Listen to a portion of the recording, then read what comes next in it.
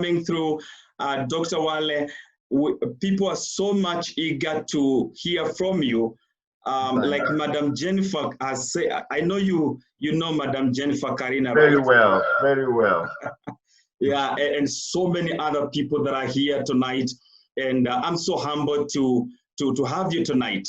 You're a man who doesn't require introduction, but nevertheless, I will still introduce you. And for everyone, Johnny, let me just confirm that my co-host Johnny is here. I can see him. Let me just unmute him. Johnny is your co-worker. Hi, Johnny. Can you hear me? Yes, I can hear you, sir. Say hi to the team, please. Oh, good to see you. Good to see you guys. I have to be very humble. My boss is in town. I'm just so excited right now. I'm just so excited right now. Good to see you, sir. Great Awesome. to see you, John. Well done. Well done. Thank you. So we just getting started, and allow me to introduce Dr. Wale for all those that have joined us via Zoom and Facebook Live. We're truly humbled to host you tonight, and please get ready. We are all going to learn. Like Jennifer has said, we have one of the best minds in town, and it's not flattering, but that is the truth. Having him tonight I'm so humbled. Were it not for the respect of my bishop that he came, I don't know whether I would have had him, but I thank God for him. So let me just take you through Dr. Wale. Dr. Wale is a family man. He's a coach. He's a trainer. He has done a fantastic job. When I was going through his bio, I came to realize actually one of the things that he did was to assist the IEBC. If you remember the time there was chaos at IEBC, he participated, he played a very good role in uniting the team, and we truly appreciate such people. He has worked with the banks, he has worked with our business institutions, government to train, mentor, and coach. He runs programs, and one of the best programs that he's running right now is Street University. Street University by Power Talks that runs on Tuesdays, 5:30 p.m., 7:30 p.m., Thursdays, 7:30 p.m., and Saturdays. If kindly you can connect with the Street University, you're going to learn so much. Then he has a family program, the Super Homes. I get glued to that meeting every time he's with his wife. And it's good to have you talk about the Super Homes. Then on Sunday, he has the Sunday Common Sense, doing the word. And we truly appreciate. Sometimes I switch to the service, and even after that, I follow through. He's a published author, and he's an accomplished author per se.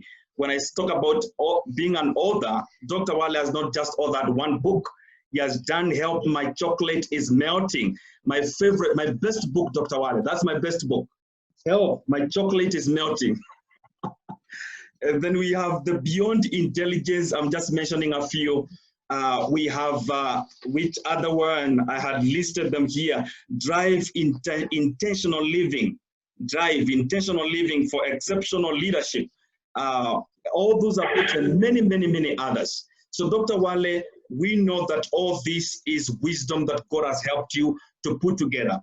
And so I'm going to request you, Dr. Wale, please tell us, there's so many people here about Dr. Wale, the Nigerian-born, living in Kenya, doing a fantastic job training people in Kenya and America from here. Please tell us about yourself, your journey. How did you make it to this far? Some of us want to be Dr. Wale. How did you make it to this far? Please come through to us and tell us. I think, first of all,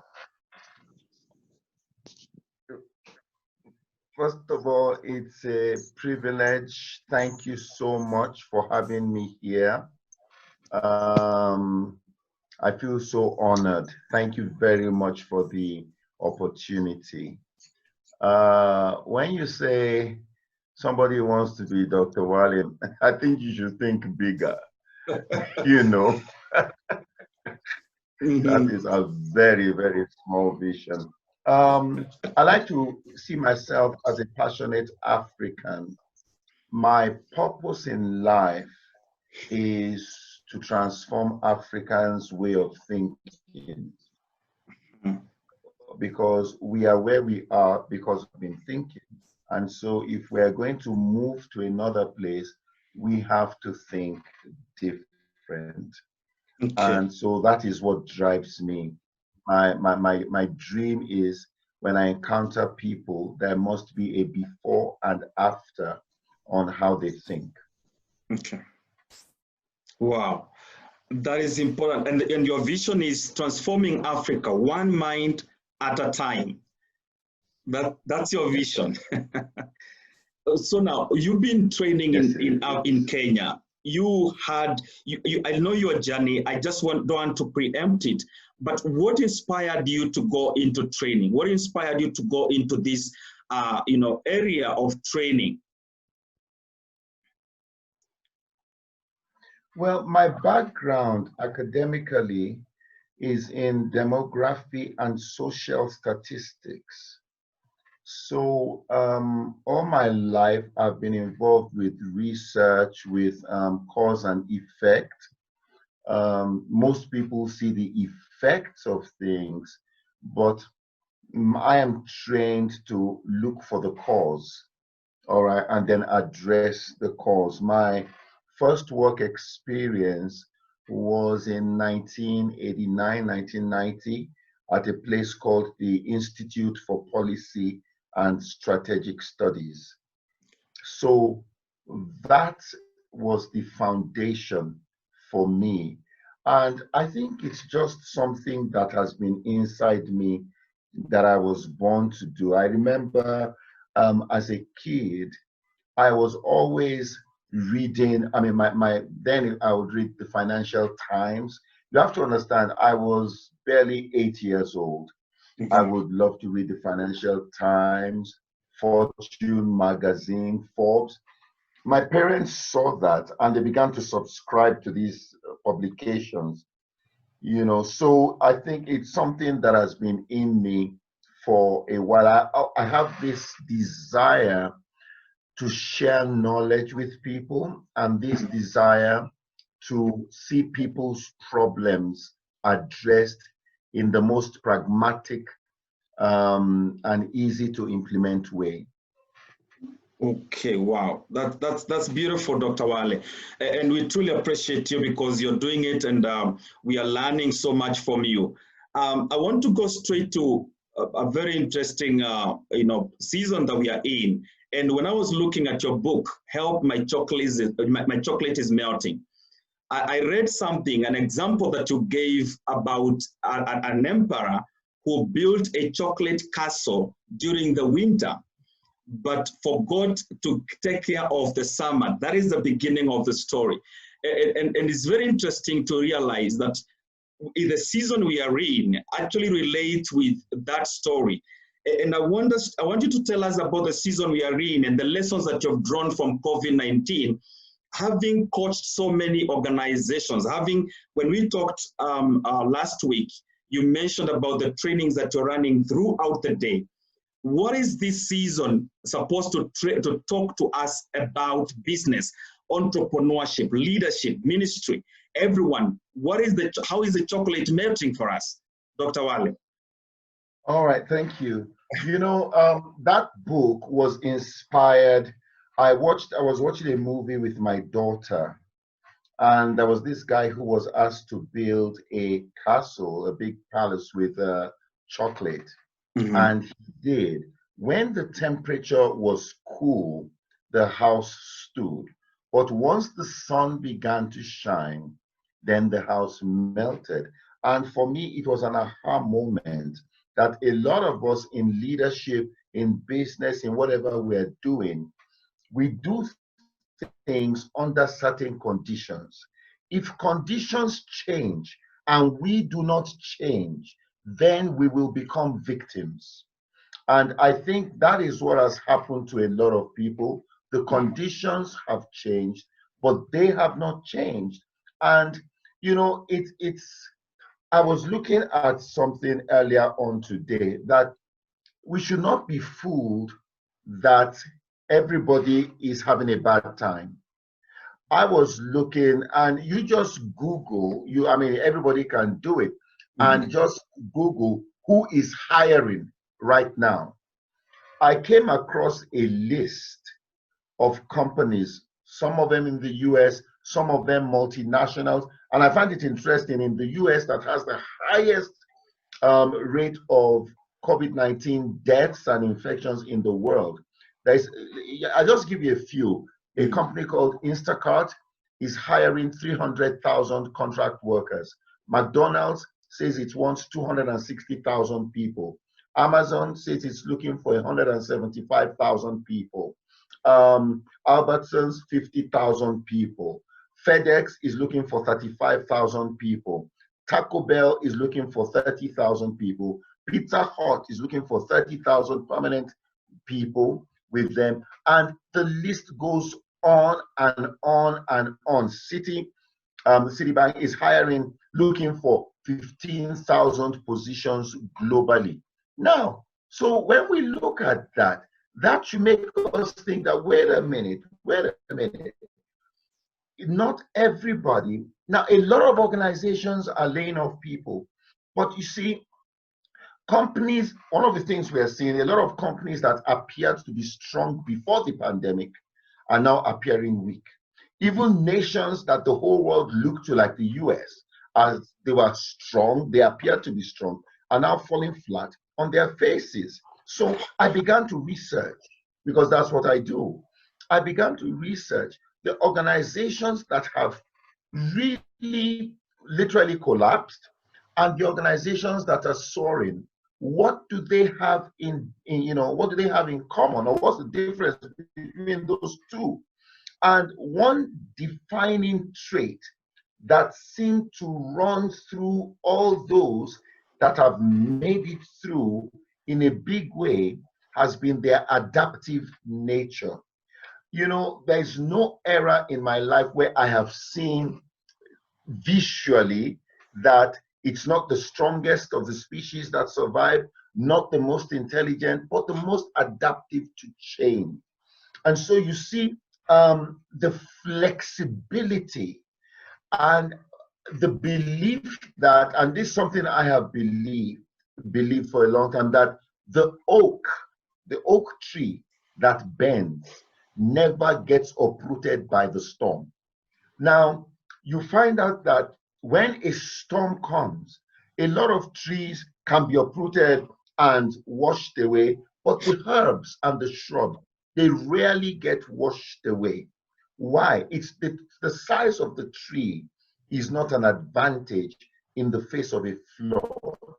What matters is its ability to bend, its ability to be flexible. And just as I wrap up this particular point, you think of a branch, you know. Now, when it is alive, you can bend the branch and it can bend easily. But when that branch is dead, the slightest pressure, it breaks, it snaps into two. So flexibility is a manifestation of life. And while rigidity is the practice of death. So it is so important that to be able to deal with things like this, you find out that those guys that are soaring, they already had flexibility in their culture, in the way they did things.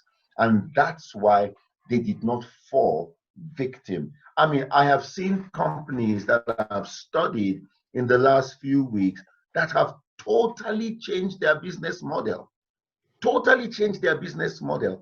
seeing that, you know what, if we are going to survive this, we have to bend, all right? So yes. I think in terms of dealing with situations like this, that would be my recommendation: adaptability. Adaptability, fantastic. That's a very important point for every leader, adaptability. And I love what you said, the tree that bends, then it can survive for long.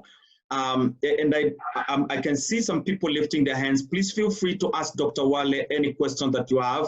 Like I said, I would love this to be an interactive session, because we have people from business, from ministry, from any corner of any sector. So feel free to ask a question to Dr. Wale. And I just want to throw the second one, change and crisis management. Dr. Wale, there's so many companies today that are being sued either by clients or by members of staff because a crisis came and it caught them unawares. So they have to deal with a lot of crises. The question is, as a leader, at such a time as this, what should a leader do? What kind of qualities should a leader develop to lead his or her organization from where we were before COVID to post-COVID? What should a leader do? Kindly. No, Dr. Wale, can you hear me? Right. Oh yeah. Thank you. I can hear you. Thank you, sir. I can hear you. Mm-hmm. Again, let's look at, there were countries that addressed this situation as merely a public health crisis, while there were others that addressed it as a declaration of war. Okay. I give you an example. When you look at a country like South Korea, they detected their first cases around the same time as the United States. But leadership, they took it like this is a declaration of war on our way of life. And I think that is so important. The fact that at a time like this, I think every leader in an organization should think like a war general. Mm-hmm. Now, I have my team, they are the troops. Okay? How do we deal with this? You see, wars can never be benchmarked because each war is different. So there's no stereotype for fighting war. Yeah. War decisions are made on the go. And this is where I think a lot of leaders have failed. During war, you see, I come from a country where we have had military coups and the military takeover and all that. And one of the things that I saw them do, which also happens during war, you declare a state of emergency. Mm-hmm. Now, when you declare a state of emergency, for some of these countries, those that grew up in such environments, they actually suspend the constitution for a period. Why do they do that? Because during war, you have to be able to make swift, snap decisions. If you are still going to go through tedious processes, you will lose a lot of time.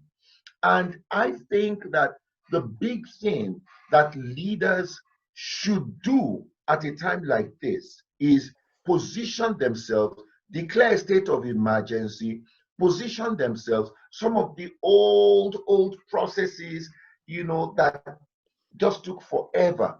Let's make quick, snappy decisions. That is one thing that, again, those who have really excelled, they were able to do. In the book, Business at the Speed of Thought, Bill Gates said that every company has a digital nervous system. And he said you would measure the health of the company by how quickly bad news got from the bottom to the top. That means there must be such a seamless flow of communication. So as a leader during this period, you are making snap decisions. You are ensuring that the people that are there, they don't lose hope. But you also communicate, because every war has its casualties.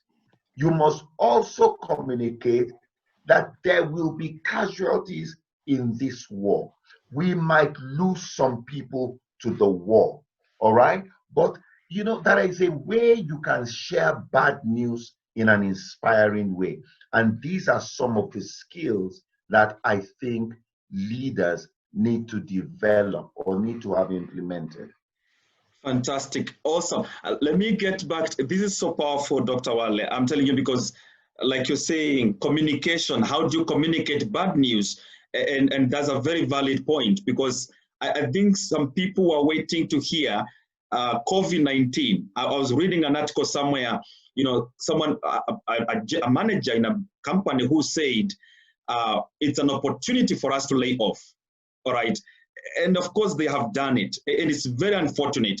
I want you to talk to us, and especially now, because when the companies, of course, communicating the bad news, there are victims. And those victims, again, becomes, what would I say? You know, people that are going out. An example of K24, where the senior, you know, members of staff were laid off, and they are out there. Some of them are here. Maybe, of course, not necessarily from K24, but from other organizations. People who have been laid off, people whose businesses are collapsing. And I would want you to talk to those that are affected, the victims. What should they do? Because those are the leaders of the organization. They are the victim. They are victims of those decisions. Please talk to the victims for a minute before we hear from the plenary on what they have.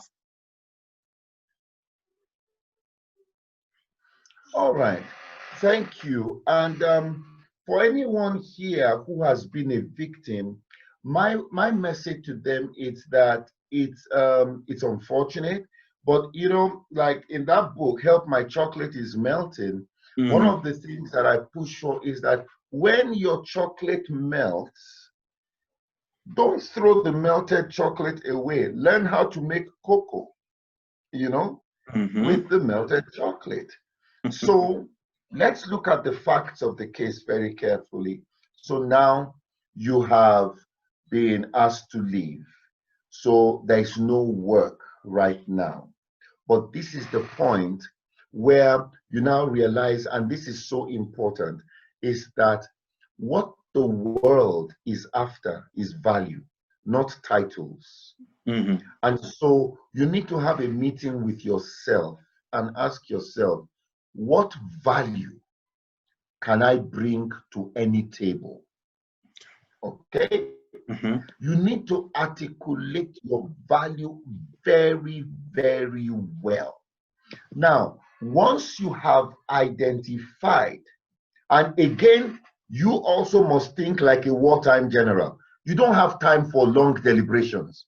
Snappy decisions that, okay, what value am I bringing here?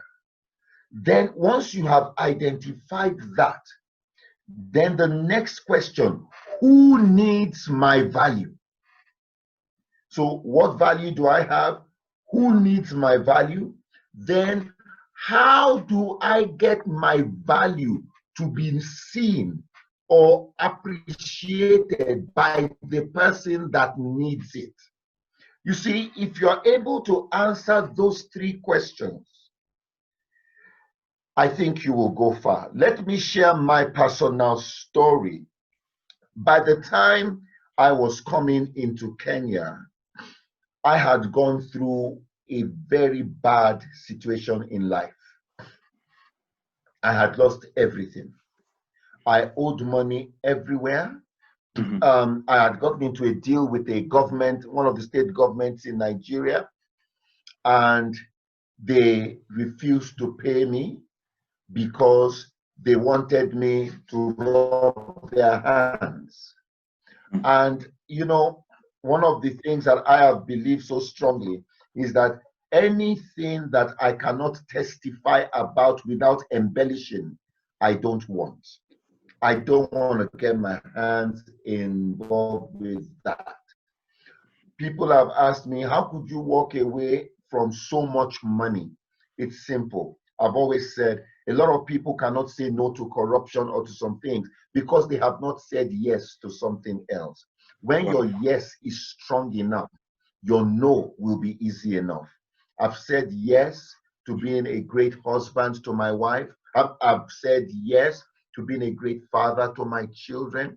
I've said yes to being a role model and mentor for many, many people in different parts of the world in leadership. Last night, I spent virtually the whole night addressing a group of business women from across America, you know. So I have said yes to so many of these things. And because my yes is strong enough, my no is easy enough. So having said that, you know, so I lost everything.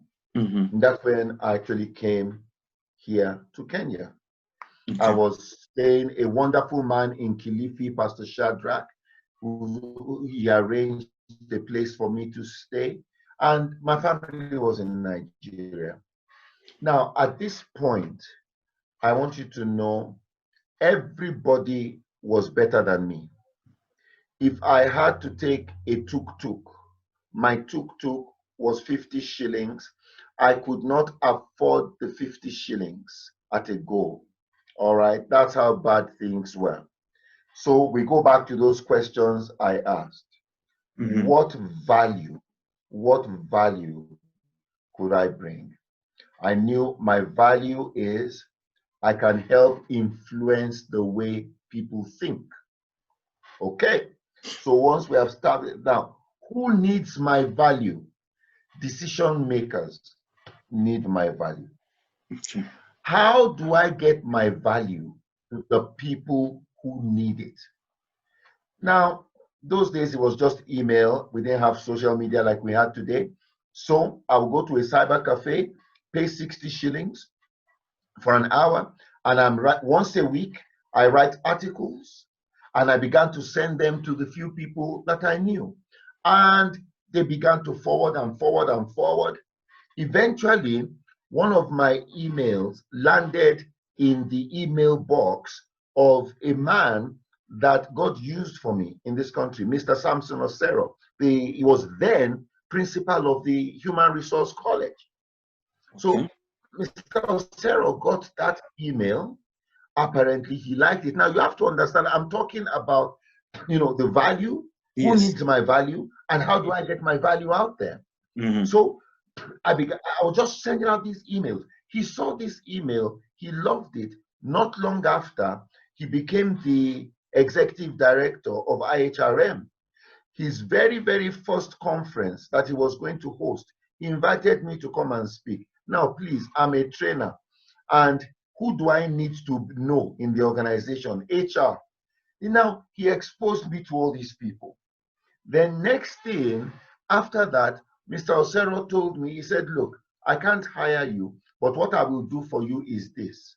You develop curriculum, bring it to me, we will sell it in our network, you come and facilitate, and we do revenue share. Now, look, that was more than I could ask for, because back in those days, as a Nigerian, I couldn't just knock on doors of companies, because people, you know, the minute I step in, there'll be a Niger alert, bam, bam, Nigerian in the house, you know.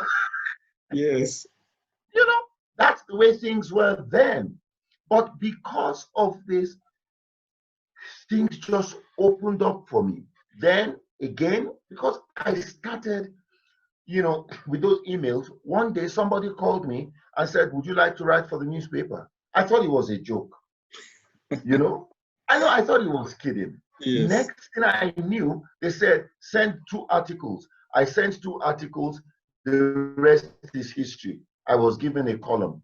Okay. Now, I continued writing that. Okay. Now, I wasn't getting much money from all these things, but at least food was on the table. Yes. Then, while I'm writing those, one day I get an email. This person says, I have read your articles. I love your articles. Let us have a meeting. And I found myself at the Kenya School of Government.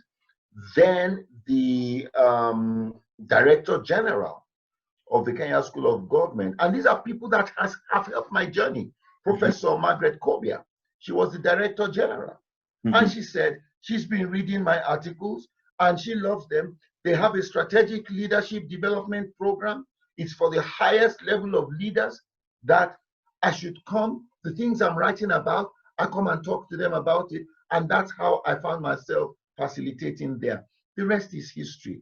So now I want you to understand those three questions. What value am I bringing? Who needs to experience the value I'm bringing? And how do I get that value across to them? Always look for what is the lowest level of entry. My lowest level of entry was sending out emails. I did that, and through simple weekly emails, we are where we are today. So I hope that has helped somebody. Oh, true. Oh, truly. I truly can be made better. Before I ask my next question, Johnny, is there anyone who has a question we can pick, or do you have a question possibly that you do want to throw? Johnny is my co-host and is also working with Dr. Wale. Yeah. I'm just super excited. I mean, just listening to him, I could listen to this man, for days. Doc, I'm just wondering, because right now we are living in unprecedented times. And, you've just talked about making snap decisions. And there is never a time like the present. We have never seen what we are seeing right now. There's nothing, absolutely nothing to benchmark against, So where do we go from here, Doc? Where do we go from here? Because people are talking about the new normal. Where do we talk about? Because the economy is down, then the churches are down, the institutions are down. Doc, where do we start, Doc? I think it's fantastic, because think of what you just said, Johnny. We've never been here before. So that means nobody on the face of the earth has any experience on what a post-COVID life is like. Now, that is fantastic. Nobody has any experience, so we can define it. Wow. And once we define it, we make noise about it. Nobody has any experience, so nobody can tell us we are right. Nobody can tell us we are wrong. Hey, see opportunity. Interesting. So this is a redefining moment. It's a redefining moment per se. Absolutely. Awesome. Look, let me give you an example. Geoffrey, I've always wanted to start a university, okay? In fact, in 2011, I brought someone on board saying, how do we start a university? And I wanted to start a different kind of a university, because think with me, the founders of the first university on earth were not graduates, okay?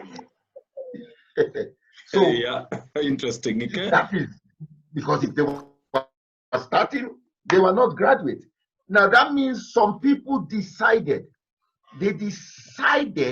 we are going to issue a paper to some people after they have studied with us for some time. We will call it a degree, and it stuck.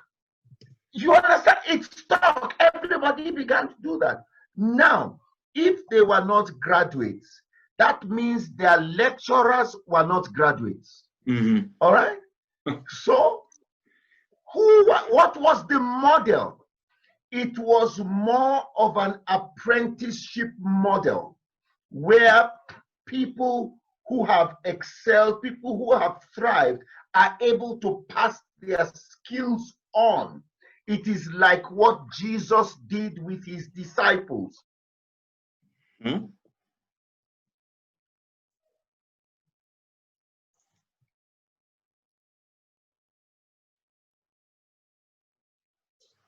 Hello, Doc.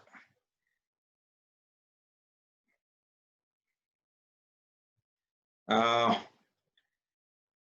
think all sorts of distractions. All right. And then the entry level was so high. So Corona, late last year, we now started having classes again for the Street University. We got our facilitators and all that. Then Corona happened. My goodness. Suddenly, the floodgate was opened. Everybody was willing to learn. Everybody was, so That is what we did. We have already started programs. We are launching officially on the 1st of August, and it's going to be like a Netflix for empowerment. Wow. Wow. Amazing. I mean, there's nothing better than what you've told us, that everybody can redefine where they're starting, and what they will start will actually be right. And Doctor, thank you very much. Someone is saying value, my value, how do I define my value? And I think you could talk to us about finding purpose. I know we were supposed to talk about leadership, but I have got a question about purpose. You realized your value, your purpose in life. How can someone who has been, displaced and misplaced by COVID-19 realize their purpose again? I mean, we have seen, and let me just say this, Dr. Wale, we have seen even preachers, starting new things. We've seen on TV, well, the titles may not be very interesting. Someone talked about Mayaya Mubiri. I don't know whether you are now popular with Kiswahili, but the eggs of a preacher. It may not sound very good, but basically people are pivoting, people are shifting. How can someone find their value right now? I don't want us, I actually think there are some people who have been released from a job to go and discover their purpose for living. Purpose is, what was I born to do? All right? Yes. What was I born to do? And Jesus did something very profound one day. He said, "Who do men say that I am?" Okay. Then the answer is now, say, "Who do you say that I am?" Okay. Now, I've found out there are certain things that will happen when you are right in the center of that purpose. Number one, what would you do if money was not a consideration? That's one way, because you find out that a lot of people have worked in places they detest. The work is like a prostitute. I don't really like this job, but it pays my bills. Okay. Now, if you were in that category and you have been let off, you should go and do Thanksgiving and say, okay, finally, my prostitute has fired me. You understand? Yes. So, what would you do if money was not a consideration? Then, another question you need to ask yourself, what area of your life do people just naturally praise you? You see, everybody has that. Look, I have a clock here. I don't know if you can see it. I have a clock there. Yes. It is a very beautiful clock, but it is not working. It is broken, but I kept it there as a decoration. So it's no more a clock, it's a decoration. Now, even though it is broken 2 times every day, it tells the correct time. Twice a day, it will tell the correct time. Yes. So even a broken clock is correct twice a day. So it does not matter how messed up somebody is. There is something correct about you. You may not see it, but people are seeing it. So that's why Jesus said, "Who do men say that I am?" So take note, observe. David was going to meet Goliath. You know what he did? He recollected, I killed a lion, I killed a bear. Every human being has their lion and bear. Where you spoke one day and people said, "Oh my God, that was wonderful." You gave somebody advice, people said, "Oh my God." You need to take note of those things. All right? So money is not a consideration. The place where praise naturally comes to you. Then what is that area where people naturally defer to you for your opinion? The Bible says, where the word of a king is, there is power. All right? Who can say, what doest thou? One translation says that you have the last word. Every one of us on this panel, there is somewhere where you have the last word. There's, look, no matter how good I may be at what I do, when it comes to cooking, I am useless. Somebody else has that last word. Yes, sir. Okay? Somebody else. Now, so money is not a consideration. I get praise. People naturally defer to me. I don't have to demand their respect. They naturally defer to me. They are seeing something. All right? Now, so these are questions you need to ask. And then, what area do I normally get ideas that can be implemented? Yes. I'm not talking of going to build a skyscraper on Mars. I'm talking of practical ideas that you can implement. Now, when you are able to answer these questions, do you know what? And one thing I have noticed is that as you begin to answer these questions, many times you will discover the answer is the same. Wow. What will I do without money? I will empower, I will pour my life out to empower people. Wow. What is it? What area do I normally get praise? Whenever I empower people. What is it that people defer to me and they want me to have the last word? When I am empowering people. Wow. What area do I get ideas that can be implemented when I'm empowering people? I've never had an idea on how to increase the structural strength of some structure somewhere. I don't have those ideas, but mine is empowering people. If you can find answers, if you can ask those 4 questions and sit down, have a meeting with yourself, what will be staring you in the face is what you are born to do. Amazing. Dr. Wale, thank you. I mean we can hear you forever. I just want to ask you this, back to leadership, and you've mentored so many managers, government officials, presidents. What if you were to advise a young person, or even let me not say young people because you're a mixture of different ages here, what is maybe 1 or 2 mistakes that you've seen leaders do that you can warn us today? Please don't touch this button as a leader. Would you kindly enlighten us on areas that you feel leaders make mistakes we need to understand today?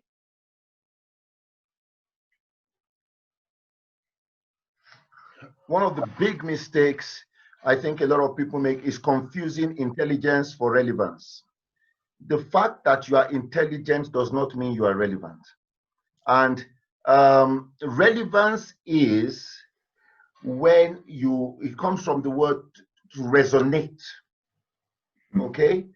I have found out that it's very easy, to have big programs, grandiose programs that are not resonating. They are not solving real problems. And I always give the example. Take Africa today. What is the biggest problem in Africa today? It is food. How do we feed ourselves without stress? So, let me tell you, food security is national security. Yes. All right? Yes. So, that means, as a leader, my number 1 priority, and it starts from the micro all the way to the macro, wherever you are, your number 1, if all you are thinking about is, how do I ensure that my people can eat and live comfortably? You see, when we address the real problems, the problem to solve all problems, when we address that, it will affect security, it will affect the economy, it will affect every other thing we are trying to do. But unfortunately, because a lot of leaders want to be measured on, it doesn't sound like a big thing if you say, all we're going to do is make sure you guys can eat.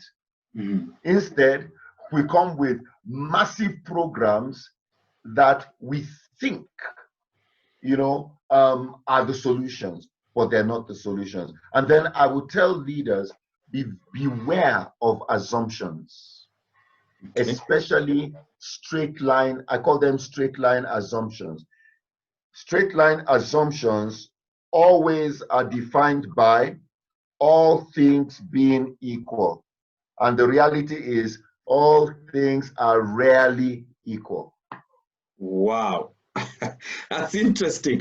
I want to, before we move on, I want to throw this to the plenary. And please, if you have a question, you can ask Dr. Wale, because I am not a qualified, actually, host here. I can see people, like I said, people like Jennifer and men of God that I've seen here. If you have a question that you want to ask Dr. Wale now, I want to open that window for anyone. I will unmute, and then you'll ask Dr. Wale a question that you feel this is a must question. Please, let me see by a show of hands so that I can do that. Meanwhile, let me ask Jennifer again. Let me bring you back, Jennifer, because the Jennifer I know has trained, has taught. I've listened to her talk, and I would want to either you ask Dr. Wale or you make a mention of a comment that would complement what Dr. Wale is saying. Jennifer, back to you, Jennifer Karina.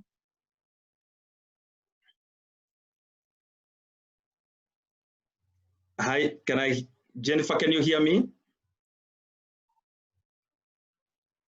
All right, I think, I don't know whether I have seen her on.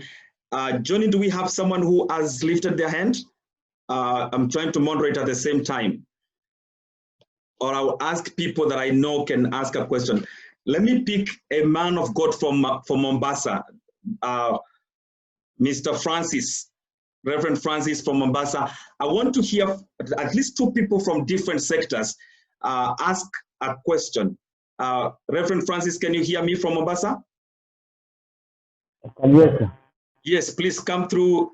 Is there something that you would want to ask Dr. Wale?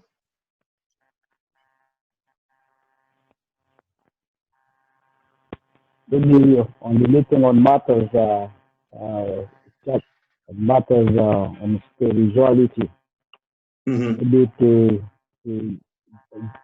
just ask how you can be able to moderate the situation that is, because there's a lot of confusion right now in our nation. We have people who want to go to church, others don't want to go to church, and leaders are in conflict about that, and some of them have been victimized because of that situation. How maybe you can overcome that spiritual victimization in a situation. I know he has tackled on matters maybe business and leadership on the other side, but on the spiritual side, there's that kind of victimization. All right, Dr. Wale, did you hear Reverend Maina on the matters of church and spirituality? Please, can you help me? It was a bit low. Okay, he's asking, what would you advise, on how the church can work the situation? Because as it is right now, there is go back to church, people are afraid about COVID, and I think that's a question. And then also, what decisions should the leaders of spiritual, aspect of life do right now, or the men of God, what should they do right now?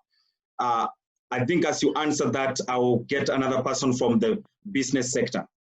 Dr. Wale, I know you're a man of God. Thank you. Thank you. I don't know why I think we complicate a simple thing. Let's look in the Bible, so many instances, but I think the most popular one is in Egypt when there were plagues, and God gave an instruction: stay in your house, mark your lintels with the blood until the plague is over. And there are so many places like that.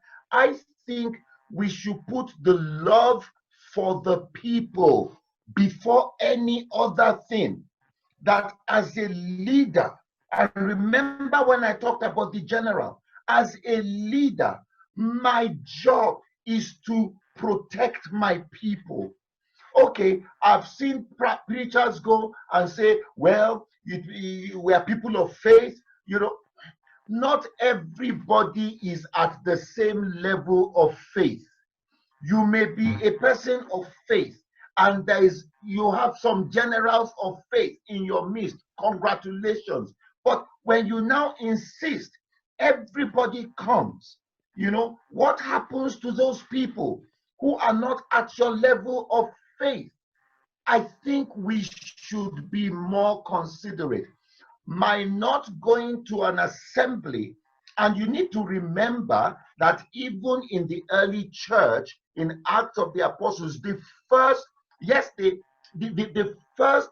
New Testament church did not show up for 300 years until after Jesus, 300 years after Jesus had been ascended. You know, they were meeting from house to house. So, you know what? Every day I have service in my house with my family. If that is it, then do that. Break bread.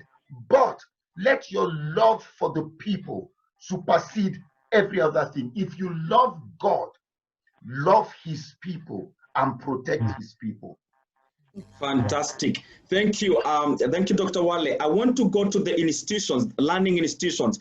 And I know I have Dr. Nafula Waswa from KCA University. And I want to request Dr. Nafula, would you want to ask a question relevant to, you know, learning institution and the future of learning? Okay. Thank you, Kilonzo. Happy to see Dr. Akinyemi. Thank you, Doc. I've read so much about you. I'm so excited to see you. Okay, my question is to do with students. You know, we have had to switch from physical learning to online learning, and so many students are finding it difficult, either because either their parents are not able to finance them to attend the online learning, and they're saying it is a bit difficult to adjust from the physical to the online learning. And some of them have even, they appear to be so frustrated, they appear to be giving up. What can you, Dr. Wale, tell our students at this moment? All right. First of all, change is not automatic. The best of us will resist change because the best of us will always prefer status quo to change. Why do we prefer status quo? It is what we know. So there's always a temptation to confine ourselves with what we know. And that's why many times change is resisted. So that means if we want to become change compliant, we need to change what we know. I think it was not a very, very smart decision to expect everybody to automatically understand, and we just tell everybody, okay, go on Zoom, go online. Some people don't have a clue.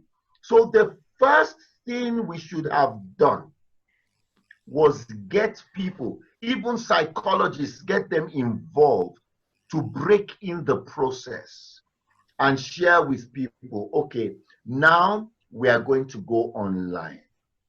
Are you comfortable with this?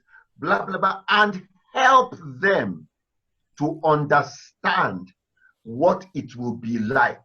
But we didn't do that. What we just did was we just told everybody, get on Zoom, with the assumption that they know exactly what the experience is like. If we had had that situation, then we would have been able to break them in properly. Then we would have been able to help address the fears they may have had, that, okay, I don't have a computer or I don't have this. We would have been able to help them address this. We would have been able to look for, okay, look, learning must go on. Let's reach out to some organizations that can help us.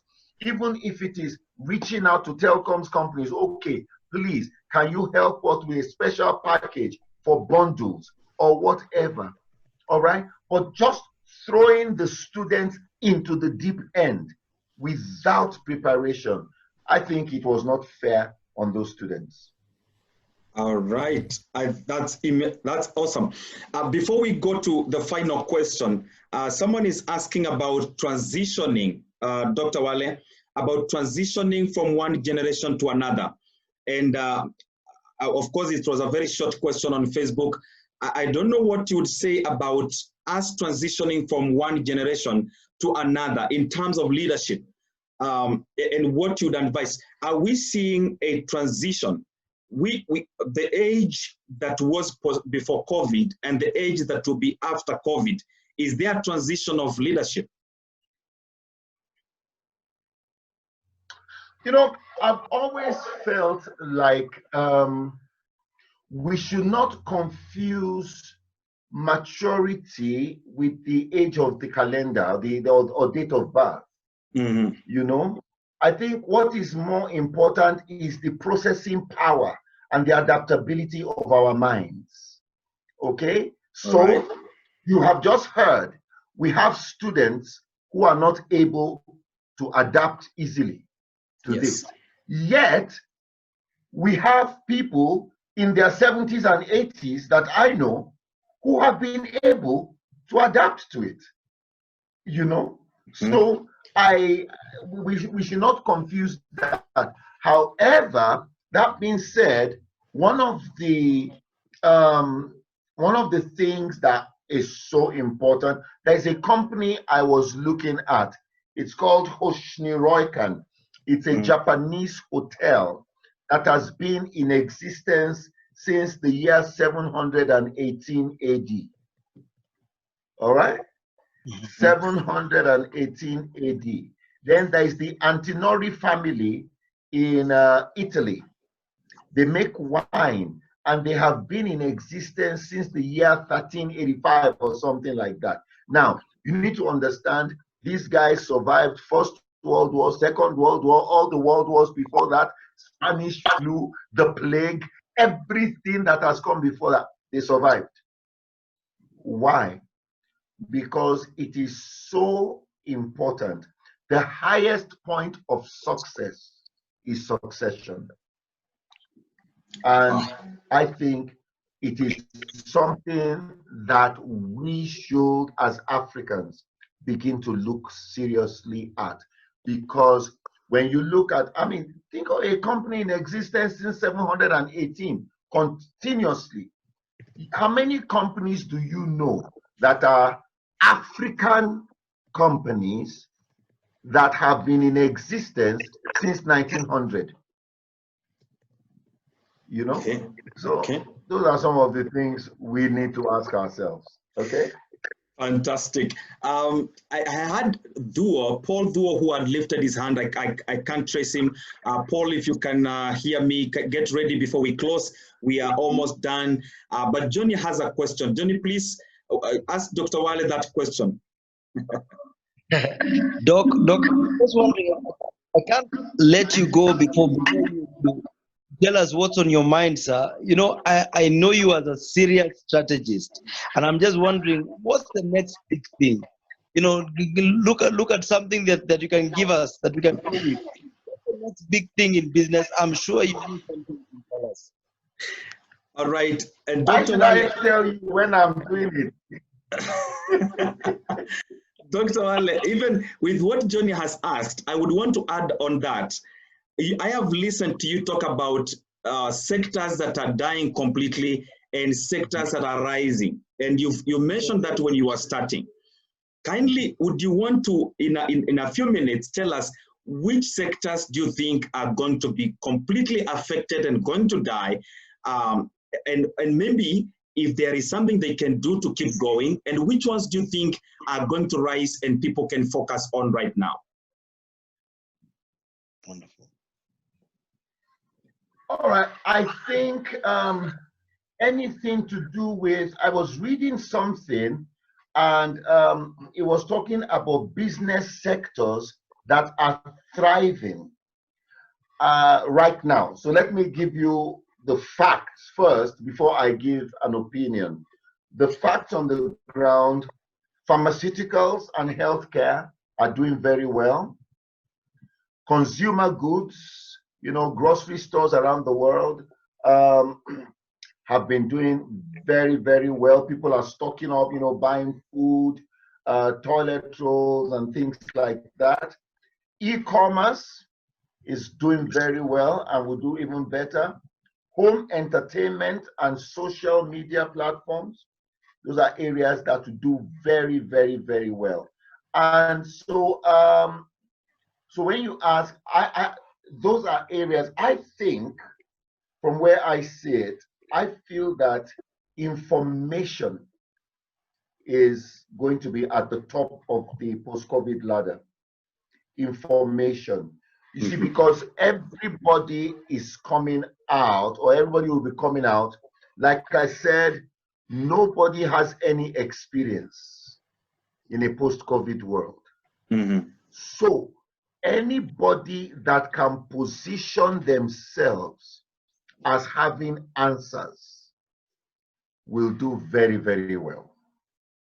Wow. I think we're also going to see a shift. When I looked at what happened in some of the media houses and letting go of a lot of people, there's going to be a shift where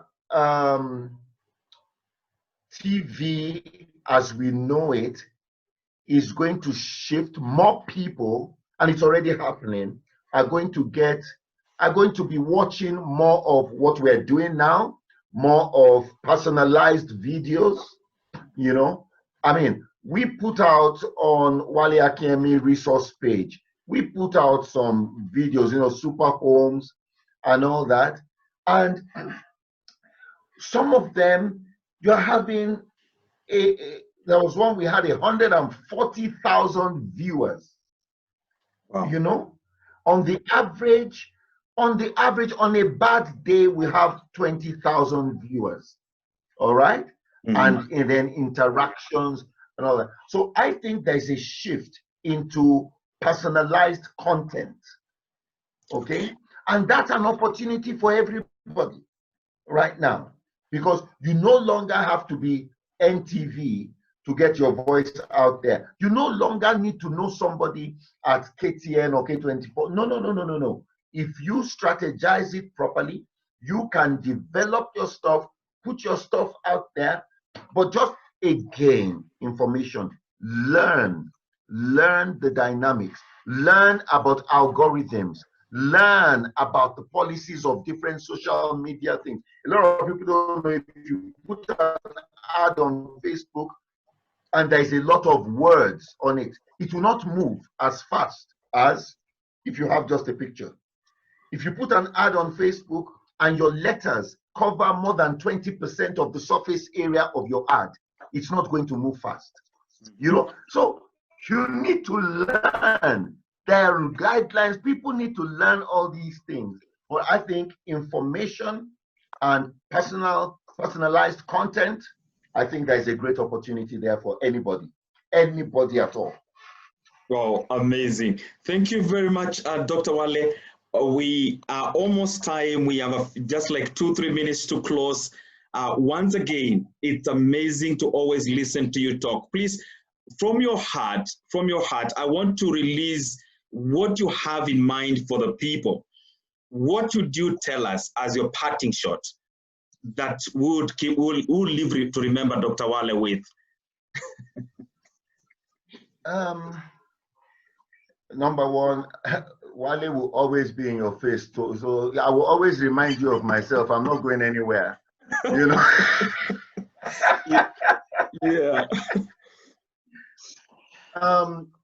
But I think my biggest challenge to everybody is make sure that you are relevant. It's not enough to be intelligent. Intelligence is seasonal. Intelligence has geographical boundaries. You know, intelligence has its time barred, you know, but you need to what solution is your intelligence bringing? You see, when we went to school, unfortunately, we studied to be able to pass exams. If you look at the developed, and we've studied to be able to get papers, people need to study now to solve problems. That is when your intelligence is relevant. I started the Street University. I'm bringing in lecturers from all over the world. I call them content developers. You want to learn how to cook jollof rice, you will get it at Street University. You want to learn how to make these things that I wear, you will get it at Street University. You want to learn how to lead a Fortune 500 company, you will get it there. Now, I've brought together people whose intelligence is solving problems. So that's my heartbeat, and that's my parting shot, that whatever you do, stay relevant. What you think is a great idea might be a very useless idea if it is not solving problems. Oof. What a way to end the show. What you think is a great idea might be a very irrelevant idea if it's not solving problems. Thank you so much for everyone. Dr. Wale is available on Facebook, Twitter, on Instagram, everywhere. I think Dr. Wale, if you Google Dr. Wale, you'll get everything that you need. Please follow Street University. It's an amazing, amazing show. Super Homes is an amazing, show. Everything that you want to know. Dr. Wale, thank you very much once again. I can see people already requesting for you to come back. He's very tight. His schedules are very tight, but again, we want to say thank you for a whole 1 hour plus that you've dedicated to us. God bless you so much. And for everyone who is watching us on Facebook Live and Zoom, God bless you so very much. Watch, follow us to know what we are doing. Dr. Wale, kindly share your number. I know you're a public figure, and some of these people, I've seen people who say they are following your Street University and they would want to join. Others want to join. I've seen a gentleman called Julius who publishes magazines, and he would want to have an article from you. So if you can share your number there or your contact, whichever way you would want. All right, what I'm going to do, I'm typing it in the Zoom group chat. Yeah. My email is there. Then, so I've put that. Then there's a number I'm going to put here, 722 26578. So that is there. And then if you want to register for the Street or get more information about the Street University, I've put the details there, thestreetuniversity.com. All right, so that way you have me. Thank you. God bless you so much, Dr. Wale, and thank you. Thank you so very much for the opportunity. Thank you. It's a privilege. I don't take it lightly. Thank you very much. Thank you, sir. Jenny Karina excused herself to attend to something, and that's why she left again. Thank you very much. Johnny, would you kindly tell us, just release us with grace, and then we call it a night. Thank you, and a big hello to my bishop.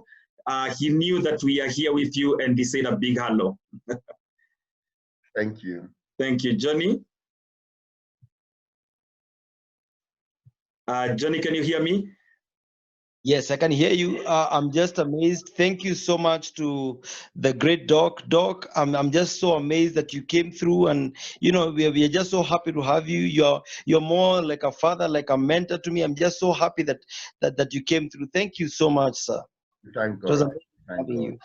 God bless you. And this recording will be available on YouTube. Check my YouTube link, my YouTube account, Geoffrey Kilonzo, and you'll find this by tomorrow evening. It will be up and running. Please, you can share with us your contacts, and we'll be able to share more information on what we are doing. We also run trainings, but today it was Dr. Wale's day. So please Follow Dr. Wale, and God bless you. We have to call it a night. All the men of God that came through, the business people, employees and staff and all. I know someone came with his boss. I saw my former chairman here. I've seen quite a number of people that I truly would want to acknowledge. God bless you so much and have a blessed night. Thank you.